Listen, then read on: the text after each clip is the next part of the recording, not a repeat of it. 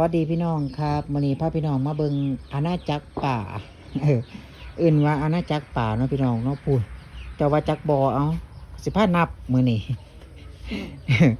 นับมาจากทางนี้ ก็คือบอละชนิดได้พี่ ชนิดไผชนิดมันเด้พี่น้อง อันนี้ปลาจะมันซื้ออย่างดอกจือซื้อบ่ได้มันหลายแห้ง อันนี้ก็อุ้ยสีส้มสวยมาก อันนี้ตัวละ อันนี้ตอนซื้อมานั่นคู่ละ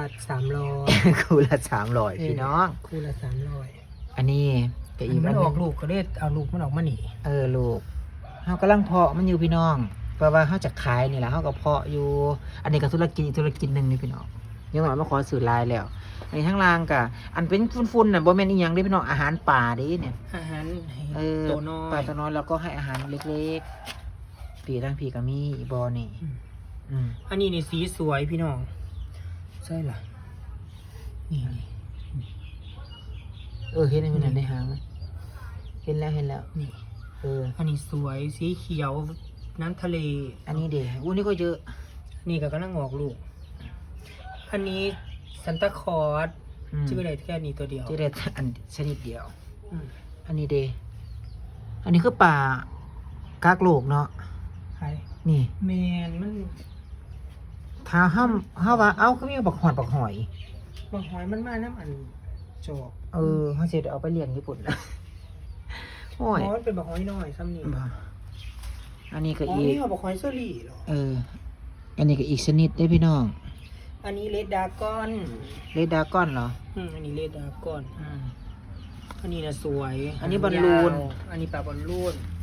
อุ้ย อันนี้ นี่ เรดเฮด อันนี้ก็สวยอะไรนะ เลดเฮด เลดเฮดเขาต้องเอาซื้อมาติดเลยนี่ นี่ อันนี้ พี่น้องมันออกลูก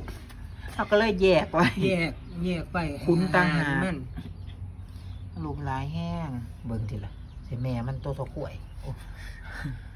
อันนี้ก็ลูก อันนี้ลูกเซตแรก อยู่ใน เซตแรก บ่อ นี่ เพราะมัน เซตแรก โตใหญ่แล้ว อันนี้เซตสอง อันนี้เซตที่สอง หลายแห้งเฮ้ย ขนาดตัวเดียวได้นี่ อีมีหน้าสิบ่ฉีกเบิดบ่ นี่อันนี้ นี่ นี่ ทั้งปี อันนี้นี่นำเสนอ อืม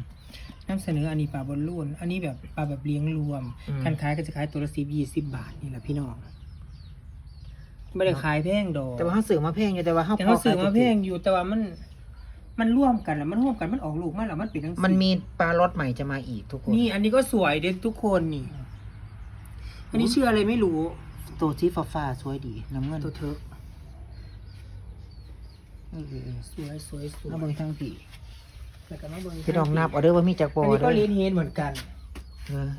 เลดเฮดเหรอ อืม อันนี้ไม่ลูกบ่โอ้ลูกอยู่ในนี้ นี่ลูกอยู่นี่